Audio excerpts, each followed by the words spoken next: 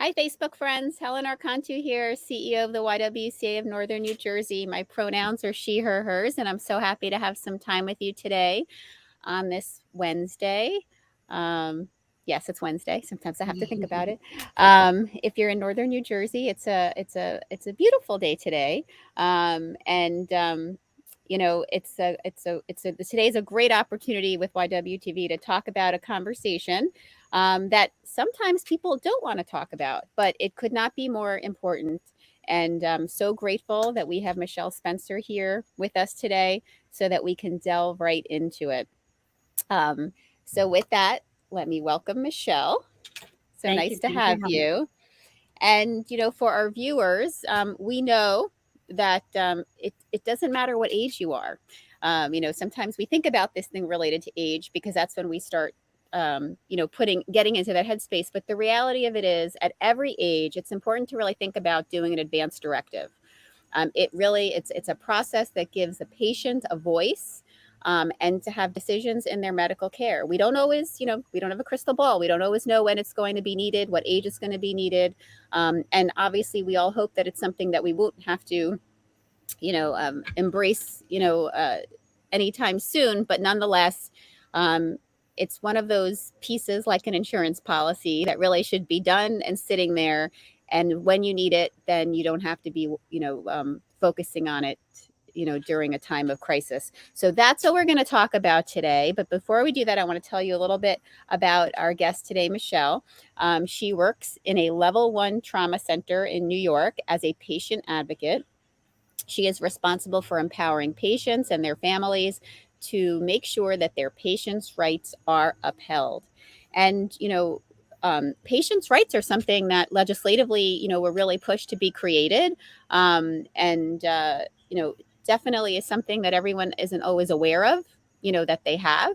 And so this is such a great opportunity. She takes the time to come into communities and educate on this topic, specifically about the importance of advance directives and how to start these conversations with your family members and with your loved ones, and honestly with ourselves too, because again, they are so important and very often not something we're thinking about in the day to day, but something that we should be taking care of for sure on our to-do list.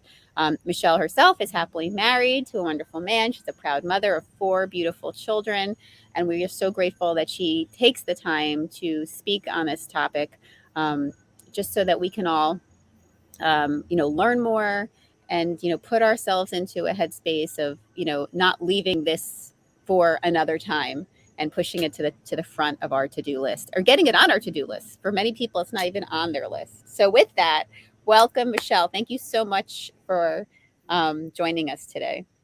Thank you, Helen. And your introduction on advanced directives was just so graceful and beautiful. It was such a wonderful way that you presented it to people. Very, very nice. Thank you.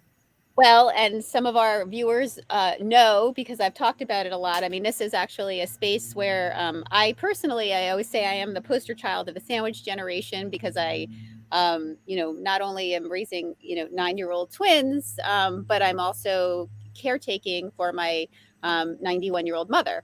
And she's moved in with me during COVID. I was taking care of my mom and my dad prior to that when they were living separately, but she did move in during COVID. My father has since passed away, and there's a lot to caretaking. For it's one thing taking care of kids, but a whole different list. And very often people don't really think about that stuff until it's like put in front of them. But there are so what we've learned and what we've talked about on so many YWTVs, which is why I love that this is part of the conversation today, is that there are steps that we can all take so that when that moment does come, it doesn't feel like you're like, hit by a Mack truck. you know, it, it, Exactly. it feels like that you're prepared for, a difficult time, or and makes a difficult time maybe less difficult because you have some of the keystones in place. So that's what we're going to talk about today. But let me ask you, Michelle, how did this become an area, a specialty for you, and something that you really embrace to talk about in the community? Because again, a lot of people aren't talking, about this stuff. I mean, obviously, in hospital systems or in the medical field, people are talking about it, but a lot of people don't take it outside of those buildings. And so grateful that you do. Thank you.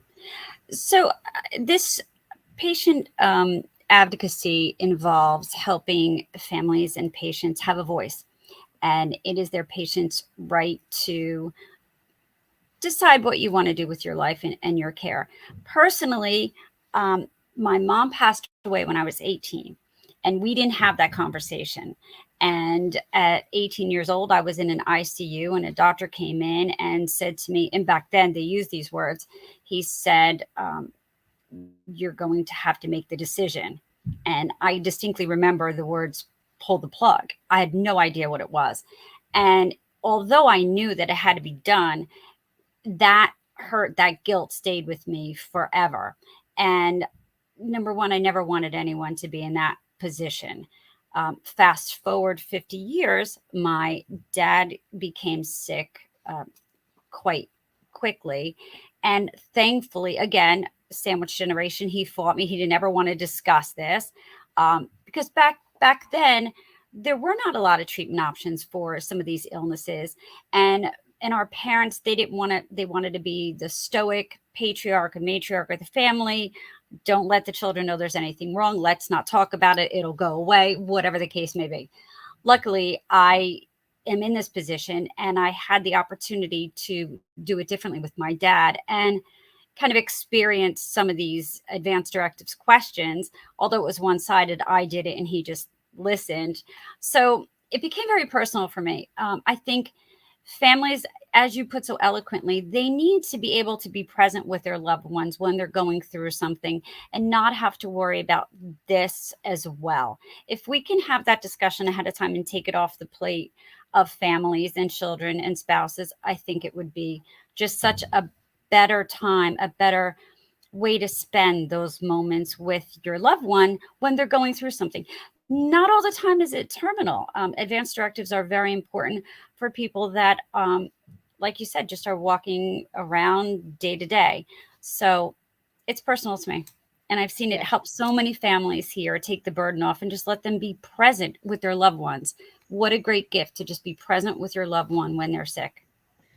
And I couldn't agree more from someone who has been there. That really is a gift to know that these pieces are done. The business of it all is done, from behind, for all of the various pieces. And this is one of them, of course. And then that you can really just focus and be there, Yes. with your loved one and their caregivers from the medical perspective and figure out what to do from there. So with that, in case people don't fully understand what an advance directive is, I know, we talk about wills a lot, right? And so, wills are one of those things that people get. Who's getting the stuff, right? But there's a lot of other pieces that should be included in that process, and this is really, one of them. Correct. So what is an advance directive if anyone, isn't familiar with it? So I'll give you a broad definition. An advance directive is a legal document that instructs your clinical team, your doctors, on the healthcare options that you would like to have in case you are not alert orientated and have capacity. That's the key thing. So it tells your doctor how you want to basically conduct your healthcare, whether you want um, artificial nutrition, artificial hydration, exactly what you want. You can spell it out. That way, your family doesn't have to make those decisions and guess what you would want.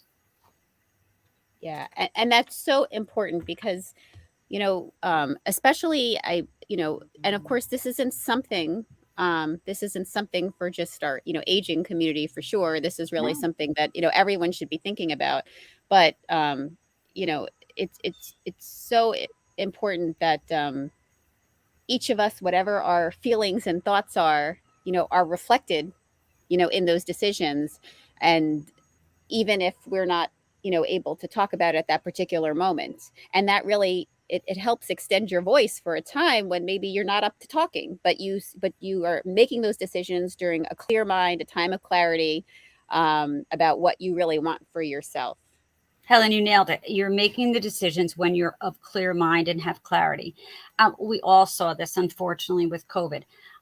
We had a lot of people that were walking around just fine and healthy, and COVID came, and the next thing you know, the decompensation happened so rapidly. Some of the people wound up in a hospital on a respirator. Now, that is a choice, and that is a very important choice. Do I want to be on artificial respiration, even if it's for a short period of time? And so I think a lot of people have seen recently how very important an advance directive is. Like you said in the beginning, it doesn't just apply to the elderly, it applies to everyone. And it's something we should just think about, check it off our list, and move about our business.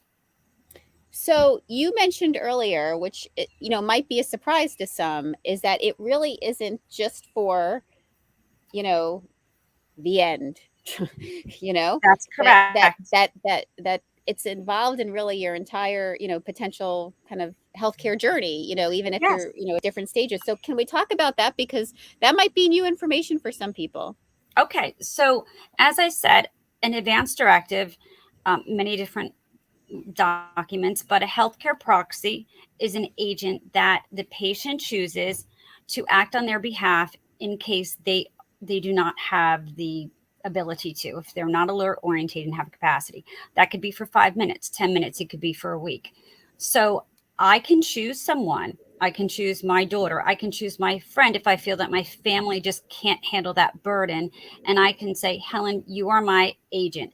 This is what I would like. If I'm going to have an operation, and let's say for whatever reason they need to do another procedure, they need to, something happens, I am going to tell you what I would like done. And then you are going to be the one that's going to be signing consents, and my wishes. And that's very important. So you can choose someone, and let's say I have an operation and I need to have another procedure, or they do need to put me on a respirator briefly, not as a terminal spot, but briefly. They call it a bridge to get from one place to another and kind of let your body build up. My healthcare proxy will be the one that they will call, and they will be clear headed. Their decision doesn't have to be what mine was, but they know what my decision is, and they respect it, and they know how to act as me going forward, so that they will speak to the doctors just like I would. And that's very important. Again, as soon as the operation is over, 2 days later, you may wake up and you're fine. The minute you are alert and oriented and have capacity, that healthcare proxy is non-existent. They only come into play when you cannot make your own decisions. Got it. And so obviously, as we said, like any age or any stage in life, you should be thinking about these based on what you're saying. Um, very often, a lot of us who are in the caregiving role, or kind of slowly getting into the caregiving role, need to kind of approach these Yeah. conversations with, parents, aunts, uncles, family members who, are starting to get into a place that, this is a question, and that it needs some attention. Let's talk about it from both places separately. Let's start talking about it first from when we're not in crisis mode. When we're not in crisis mode, how, and what are some ways that we can approach this, with our loved ones, and those around us that we want to see that this is taken care of for. What kind of language can we use? Because we know that on the other end, when people are hearing it, they're hearing, "I'm going to die," right? I mean, Exactly. let's be honest, Exactly. right? That's what Exactly. they're hearing. And they shut down. They immediately shut down. That is a great question, and I encourage people, like you said, you really hit the nail on the head, to start these conversations when we're not in crisis. That's when your family is more apt to, and they joke around. I notice a lot of people that are our elders, our parents, our grandparents. They joke around about this, and they'll say, "Oh, I don't want to live in a diaper. I don't want to live." Be careful. Listen to those cues. I usually start this conversation talking about another family or someone else that we know that their parents um, are going through this, because that takes the limelight off our parents and our grandparents. They're real easy to talk about other people, and 9 out of 10 times they'll bring it back to themselves. You know, oh, our neighbor, blah, blah, blah. they're in the hospital, they're going to a nursing home, they're on a respirator, they're on a feeding tube, and and just watch the body language. I would just start introducing it in a third party form, just as conversation, and watch their body language. They might be quizzical. Remember, like I said before, they didn't have a lot of treatments for diseases or cancer. Years ago, cancer was a death sentence. End of story. What do we have to discuss? I'm going to die. Now there's treatments, there's options. And it's important to just get those words recognized by your loved ones, that it's always not a terminal thing. Cancer doesn't have to be terminal. Not forcing everything on them at once, but just start the conversations off very lightly. Include someone that you've heard of or know of that's going through this, and take some listening cues and take cues of their body language. Are they withdrawing? Are they shutting down? And then maybe talk about yourself, how you would like to live. Now, you're going to be met with, I don't want to talk about this right away. Right. And that's okay too, because the more they listen, the more they hear, the more they'll open up, and you'll begin to just feel from them, what do they want? I kind of discourage, unless you have very open-minded family members, to just come out and say, how do you want to live your life in a terminal stage? It's going to be too scary. So make it just a good conversation, something that's upbeat, little increments, and then work your way through it. Yep. Yep. So then, let's talk about the other scenario, right? When you are having these conversations in crisis mode, someone's laying in the hospital bed, all kinds of tubes, lots of folks around, and it's a very uncertain and scary time. Yeah. Yeah. How is it different, talking through these at that moment? It's different because we're in the clear and present now. And sometimes as a loved one, you have to be able to look at your family member, your loved one, and know how much they know, how much they want to know, and how willing they are to listen. We can't get them to shut down. Sometimes when people hear certain words like cancer or something, they shut down, and that's all they want to hear. This is the time when you need to approach them and explain to them that you want to empower them, that you want to make sure that you honor their wishes and how they want to live life, how they want to live out their life. Do they want to be kept alive on artificial nutrition and hydration? Sometimes they'll say yes and mean it. And sometimes they'll say yes because they're afraid of letting their family down. So this is a conversation at that time in crisis when your patient's at their most vulnerable, and to just be very nurturing and encouraging. And that's the best way. You want to kind of do it with them hand in hand.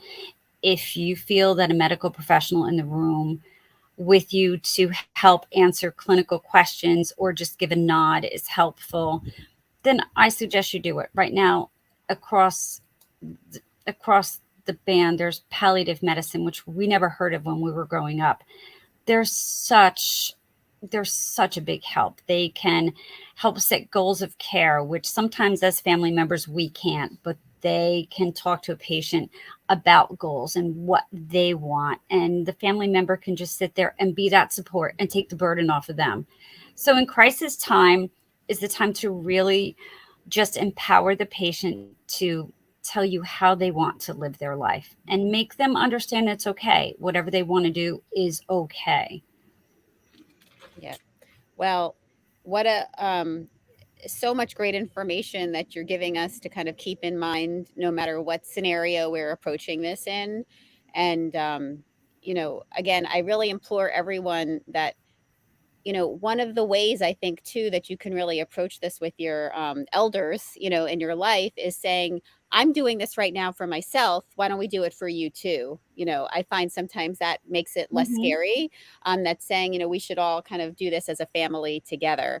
And look, the reality of it is, and I know people that are younger sometimes feel like they don't have to do wills yet. They don't Yeah. have to think about who's going to take care of their kids if something happens to them. They don't even want to get into that space because they feel like it's creating bad energy, for something to happen. But again, we know too many stories of when Yes. things, happen unplanned. And, it's very difficult for those that are left behind, to have to be, it's a burden, really, that on Uh-huh. top of the emotional part, to really have to navigate, these pieces. So it's a gift we can give our families and a gift that we can give ourselves, quite frankly, to be able Yes. to address these things when it is not a crisis time. And I have to say, I personally am, and I don't know if others out there can relate to this. I'm from a family that does not like to talk about any of this stuff. And, I'm Greek by culture, and we're a very superstitious group. And so my father, when he was alive, did not want to talk about any of these things because he felt like it would bring them on. Yes. And that's something else you have to navigate culturally too, what your Superstitions, cultural. family Mhm. and what your own family dynamics are and all of these pieces.